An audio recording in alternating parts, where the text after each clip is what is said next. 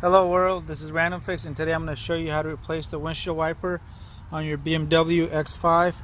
And to do this safely, you want to get yourself a screwdriver, a flathead screwdriver just like this.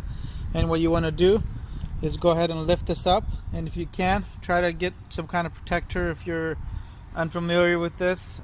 That way, in case this accidentally slams down, it won't end up cracking your rear glass here.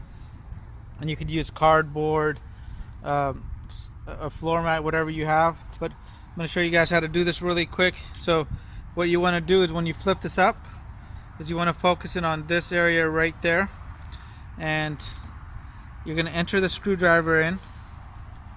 You see the tip of mine, and you want to just gently pull that apart just like that, and it'll back itself out. You can try without the screwdriver. You may not have the same success. Might end up actually breaking the wiper or the arm itself, which is going to get really costly. But to do this the right way, I would definitely recommend having a screwdriver. And to reinsert it, you want to go ahead and just line up the little groove, and with the groove lined up, go ahead and just push in. And there you go, lower the wiper down, and you're all done. I really hope you enjoyed watching the video and helped you out.